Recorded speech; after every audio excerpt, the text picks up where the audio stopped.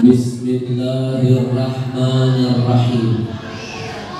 Assalamualaikum warahmatullahi wabarakatuh.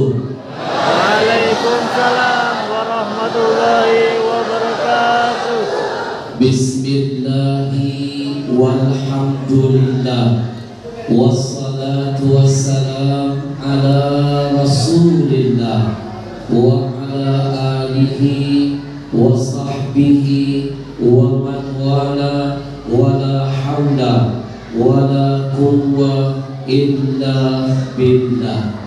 Allahumma salli wa sallim wa barik wa karim wa azim ala sayyidina Muhammadin, ala sayyidina Muhammadin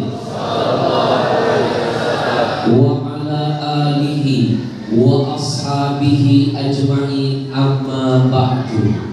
Bapak Ibu pasti ada yang bertanya-tanya, kenapa tadi saya meminta mengulang salawat 2 kali? Karena saya teringat dengan pesan Nabi. Bapak Ibu mau tahu gak siapa orang yang dipandang Nabi sebagai orang yang pelit, medit, mirigihisi, buntut kasir, korek, bahasa Inggrisnya cemekean, getabasan, bahasa sini apa? Kalau Repeat. luka mulai aneh, luka. Ini ngomong-ngomong planet apa sih? Kita pakai bahasa kampung sini. Tolong ke depan ajarkan saya sepatah 2 patah nanti bahasa sini. Sebab agama yang menyuruh sampaikan dakwah itu menurut bahasa kaumnya luka.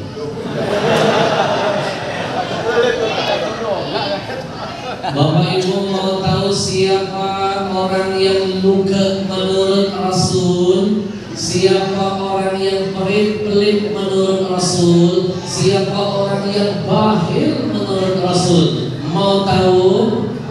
Yang keempat dong, mau tahu? Jangan kemana-mana setelah yang satu ini. Lagi syuting. Jawabannya hadis Nabi yang satu ini. Al-bakhilu alladhi man dzukirtu indahu falam yusalli alayya. Kata Nabi, orang yang luka itu, orang yang bakhil itu adalah orang-orang ketika namaku disebut, telinganya mendengar, mulutnya diam, bungkam, tidak membalas salawat untukku. Itulah hakikatnya orang yang luka, yang pelit menurut Nabi. Betul? Padahal survei membuktikan Allah saja beserta seluruh para malaikatnya ila yaumil qiyamah, sampai hari kiamat, tidak ada kata berhenti untuk terus bersalawat kepada Nabi. Innallaha wa malaikatahu yusalluna 'alan nabi ya ayyuhalladzina amanu sallu 'alaihi wa sallimu taslima. Bapak Ibu, Nabi Muhammad bukan sembarang manusia. Yang maha mulia Allah memuliakannya. Nabi Muhammad bukan sembarang manusia. Yang maha kita puja Allah memujinya. Nabi Muhammad bukan sembarang manusia. Allah saja bersalawat kepadanya. Memang zahirnya Nabi seperti kita, tapi kualitasnya beda dengan kita. Basyaron la kan basyar. Hakikatnya Nabi memang manusia, tapi tidak sama kualitasnya. Saya kasih contoh, Ibu. Nabi itu pernah keringetan. Kita semua pernah keringetan, samo-samo keringetan. Tapi tolong jangan samoke kualitas keringat Nabi dengan keringat kita. Keringat Nabi dalam sejarah mu'abbirun, lebih harum dari minyak wangi, lebih harum dari kasturi. Keringat kita terkadang lebih busuk dari terasi. Betul?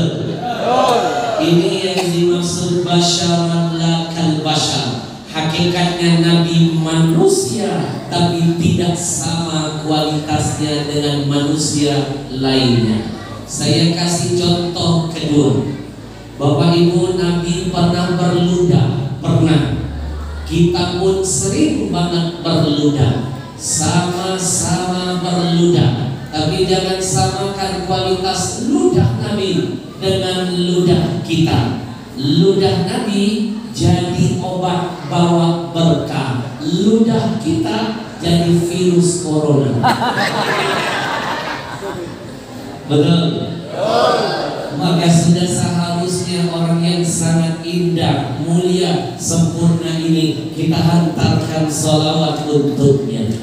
Satu kali baca istighfar, hanya satu dosa dihapuskan Allah. Satu kali kita bersalawat, 10 dosa dihapuskan, 10 pahala ditambahkan, 10 derajat dinaikkan. 30 berbanding 1, rugi yang tidak gemar bersalawat untuk Nabi.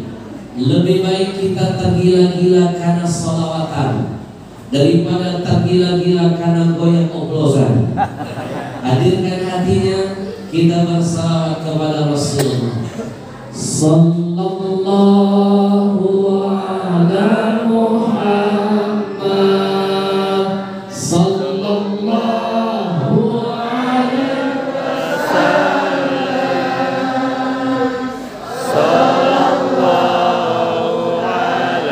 Muhammad sallallahu alaihi wasallam sallallahu ala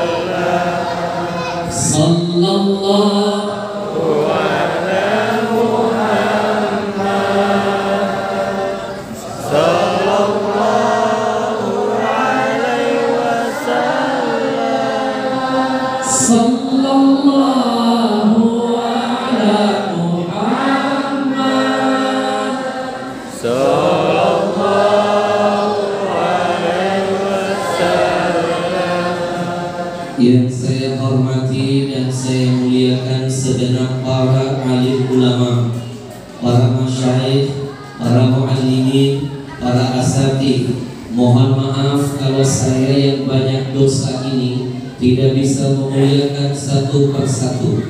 Percayalah, di hati saya ada rasa cinta, hormat untuk semuanya.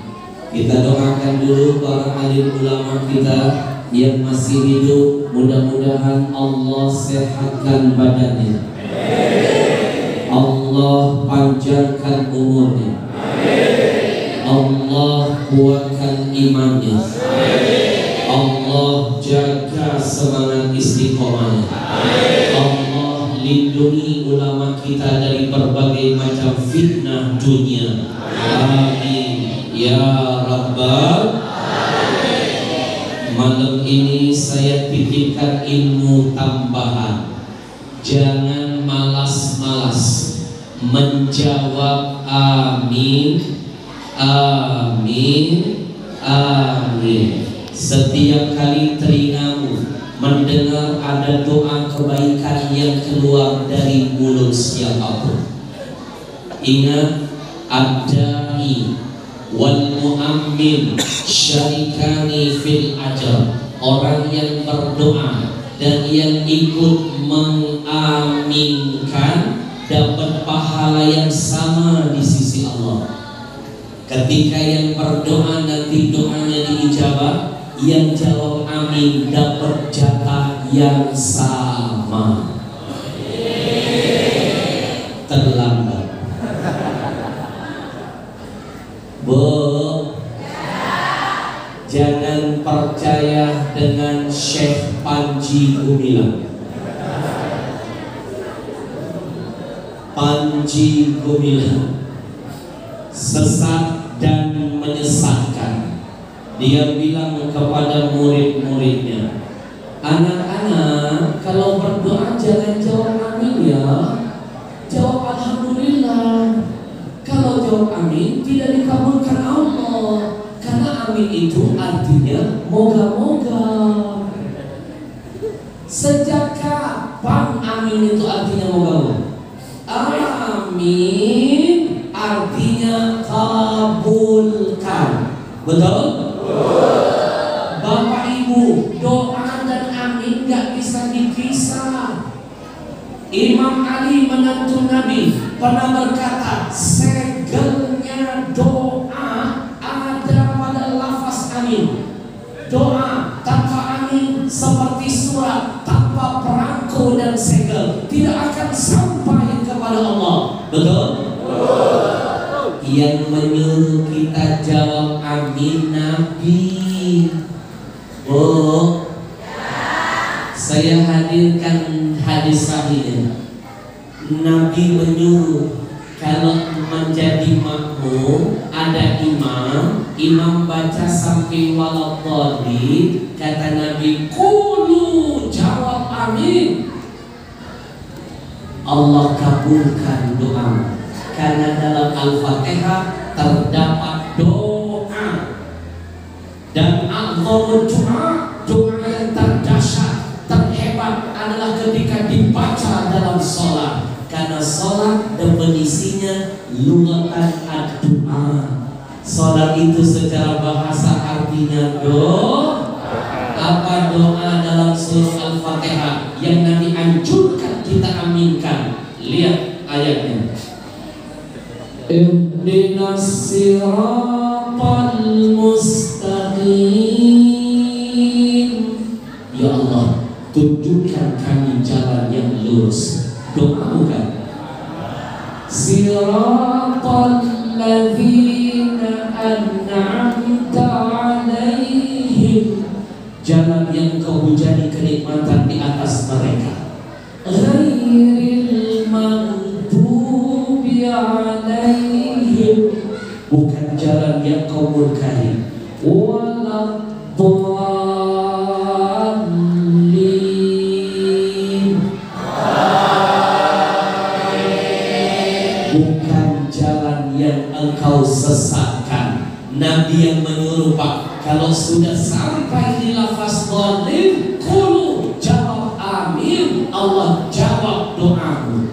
Dan Nabi tambahkan di lain hadis, siapa yang teriak amin pada saat itu, aminnya berbarengan dengan aminnya para malaikat, maka dosanya yang lalu diampuni oleh Allah. Alhamdulillah. Bapak Ibu lihat gak Syekh Panji Gumilang gak konsisten dengan kebodohan dan kesesatannya. Dia nyuruh muridnya kalau doa jangan doa amin. Kemarin saya lihat rekaman video, dia sholat di belakang imam masih jawab amin. Harusnya jawabnya alhamdulillah. Anak-anakku, ini tanda-tanda kiamat sudah dekat.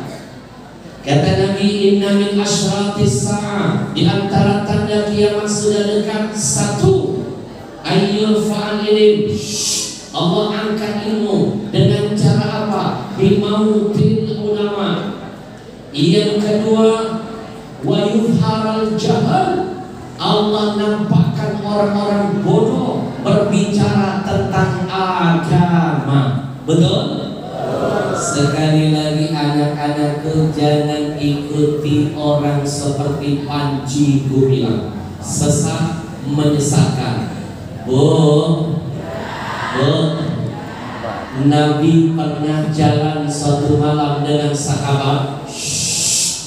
Ketika jalan, Nabi melihat ada seorang sahabat mengangkat tangan berdoa dengan sungguh-sungguh.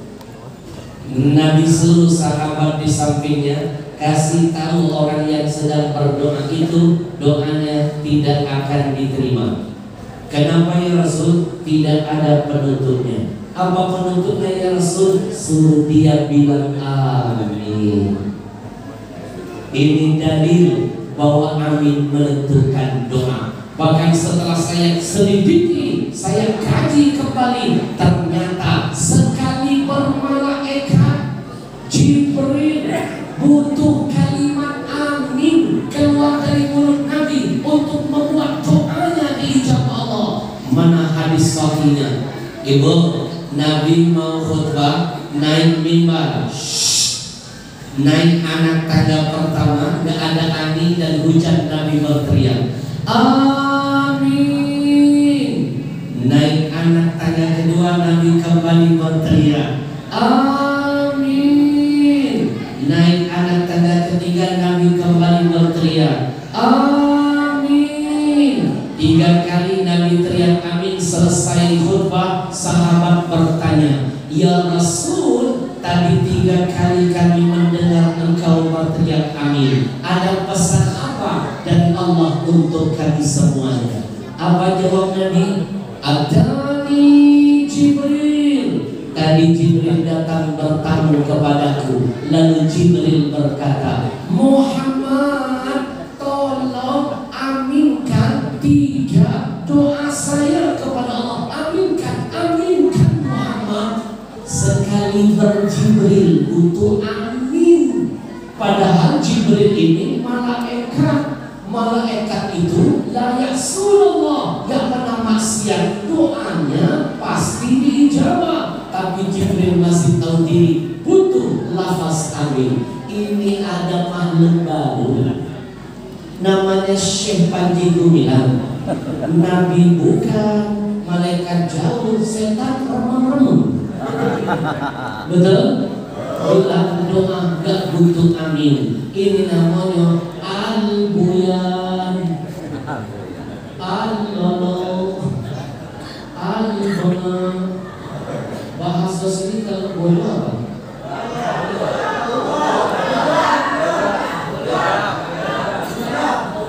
Al-buka.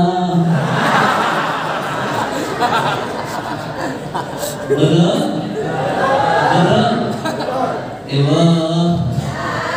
Kiamat sudah dekat. Banyak ulama sudah diwafatkan Allah. Apalagi ketika kemarin 3 tahun corona melanda kita. 3 tahun corona datang ke Indonesia, ribuan ulama kita dipanggil menghadap Allah. Betul?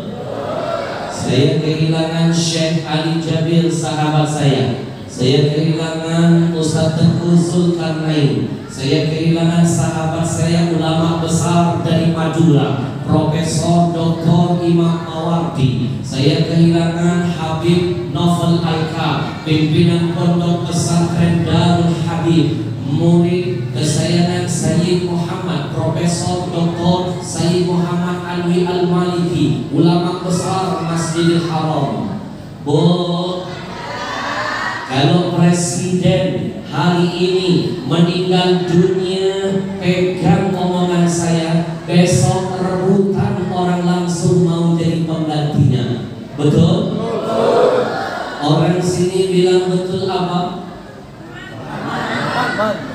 Teman, tapi mesra. Teman, tapi mesra. DTM dong.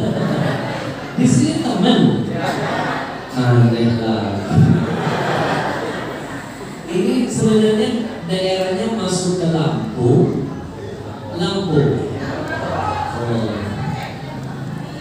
Teman.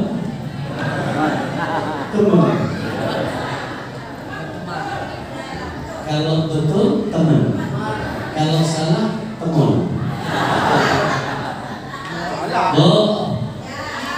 Kalau presiden hari ini meninggal dunia, pegang omongan saya, besok rebutan orang langsung mau jadi penggantinya. Teman, sekarang belum meninggal presiden kita, yang tinggal lagi rebutan. Ganjar, Prabowo, Anies, lagi pada rebutan. Tapi kalau 10 tahun, 20 tahun, 30 tahun ke depan, demi Allah belum tentu ada yang bisa menggantikan mereka. Teman, Ibu, 3 tahun corona datang ke Indonesia, ribuan ulama wafat meninggalkan kita. Semua rekaman corona ada di sini. 3 tahun corona ada di Indonesia. Mudah-mudahan jangan sampai kembali lagi. Amin. Saya masih ingat betul tahun pertama corona datang ke Indonesia, itu jenis virus coronanya namanya Alpha. Yang langkah Pak Polisi hanya masker saja. Tahun kedua corona makin menggila, jenisnya berubah jadi Delta. Yang langkah waktu itu hand sanitizer dan oksigen saja. Tahun ketiga berubah lagi namanya, jenisnya Omicron. Tapi kenapa yang langkah minyak goreng? Ada apa dengan corona? Betul. Bapak Ibu, ketika corona pertama datang ke Indonesia, kami para ulama yang tinggal di Jakarta merana dan menderita. Jadwal syuting ditiadakan, jadwal tabligh akbar Jabodetabek dilarang. Saya sempat protes dengan petugas. Kenapa kami nggak boleh ngisi acara ketemu jamaah? Kenapa? Petugas menasihati, jangan Habib, Jakarta zona hitam, lebih bahaya dari zona merah. Kalau Habib memaksakan diri ketemu jamaah, Habib bisa terkena positif corona. Kami sarankan Habib sementara waktu ikuti dulu pesan pemerintah. Apa pesannya? Hashtag di rumah aja, hashtag di rumah aja, hashtag di rumah aja. Bila perlu Habib jangan keluar dari kamar. Saya mulai curiga. Saya amalkan, Pak. 7 bulan saya nggak keluar dari rumah. 7 bulan saya nggak keluar dari kamar. Alhamdulillah saya negatif, istri saya positif.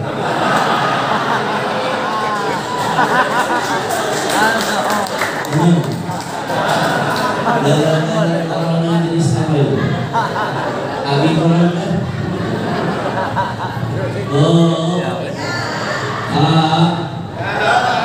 Tidak ada tempat berlindung kecuali hanya kepada siapa? Berharap dengan WHO, dengan segala jenis vaksin-vaksin yang ditawarkannya, ternyata masih tidak bisa menyelesaikan masalah. Bergantung dan berharap itu hanya kepada Allah saja. Betul? Dulu kita kenal ada namanya vaksin Sinovac, vaksin Moderna, vaksin Nusantara, apa lagi? AstraZeneca. Poster, monster, apa lagi? Sampai sekarang teman saya itu udah berapa vaksin masuk ke dalam tubuhnya, batinnya masih gelisah, dihantui perasaan, tidak mendapatkan ketenangan jiwa. Saya menasehatinya, bro, vaksin dirimu, hatimu dengan zikir kepada Allah Tuhan. Ala bizikrillah tatma'innul qulub. Hanya dengan berzikir hatimu, jiwamu pasti menemukan ketenangan. Orang yang demen zikir, jangankan corona, dunia kecil tidak ada apa-apa di air matanya. Baginya yang besar hanya Allah saja. Maka Bapak Ibu, malam ini saya ajarkan semua zikir. Kalau sering kita baca, kalau sering kita kumandangkan, bukan saya yang menjanjikan, Nabi yang memastikan. Apa kata Nabi? La taqumus sa'ah kiamat tidak jadi Allah turunkan. Kiamat saja bisa ditunda turunnya oleh Allah. Kapan? Selama masih banyak orang yang mau menyebut lafaz Allah. Hatta la yakuna fil Allah, Allah, Allah. Kalau sudah tidak ada lagi orang yang mau menyebut lafaz Allah, Allah, Allah, kiamat dicepatkan, kiamat disegerakan, bencana musibah mendahulunya. Tapi kalau sudah banyak orang yang masih semangat menyebut lafaz Allah, Allah, Allah, jangankan wabah, jangankan bencana, jangankan musibah, jangankan malapetaka, jangankan mara bahaya, kiamat kata Nabi bisa ditunda, turun untuk kita. Teman, maka hari ini kita getarkan masjid ini dengan menyebut lafaz Allah. Makin banyak yang meneriakkan lafaz Allah, makin kiamat ditunda, bencana wabah dihindarkan dari negeri kita. Insya Allah. Biarkan orang menganggap kita gila malam ini, asalkan gilanya hanya ingat Allah, daripada gila ingat urusan yang tidak ada manfaatnya. Teman, Allahu Allah, Allahu Allah, Allahu Allah, la ilaha illallah. Dengarkan dulu, saya ajari. Allahu Allah, Allahu Allah, Allahu Allah, la ilaha illallah. Semuanya. Allahu Allah, Allahu Allah, Allahu Allah, la ilaha illallah. Allahu Allah, Allahu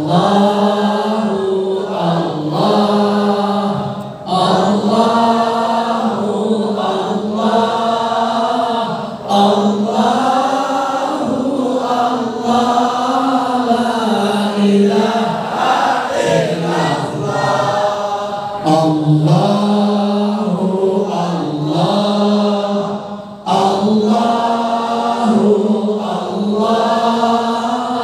Allahu Allah, la ilaha illallah.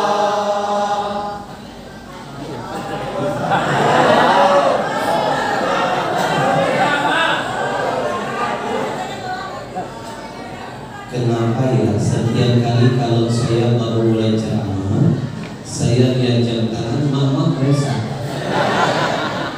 Padahal ini jam saya loh. Masa lihat jam sendiri nggak boleh? Kenapa ya saya kalau baru mulai ceramah lihat jam tangan, mama resah. Padahal ini barang saya loh. Masa lihat barang sendiri nggak boleh? Gimana lihat barang orang? Saya mau tanya dulu dengan DKM masjid. Apakah di masjid ini penceramahnya nggak boleh lihat jam tangan? Boleh. Boleh. Kalau ada penceramah siapapun dia baru mulai ceramah suka lihat jam tangan, itu hanya teknik saja. Sebenarnya dia lagi mikir, abis ini mau ngomong apa? Dari tadi pagi saya belum istirahat sampai sekarang. Ini acara saya yang ketiga hari ini, dan ini titik acara saya yang ke-34.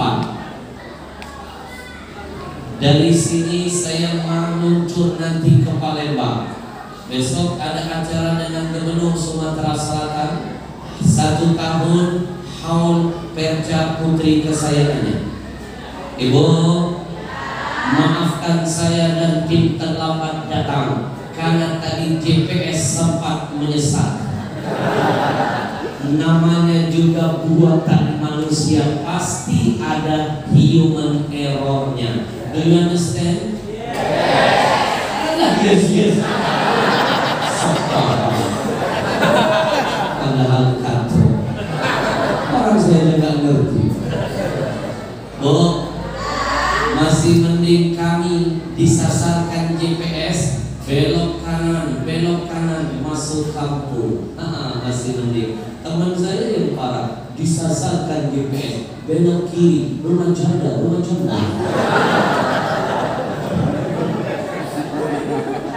Izinkan saya memberikan ucapan penghormatan kepada Camat Terusan Nyai Bapak Effendi SENM. Nanti saya carikan artinya. Kalau SAG artinya Sarjana Alam Gaib. Kalau MSI artinya masih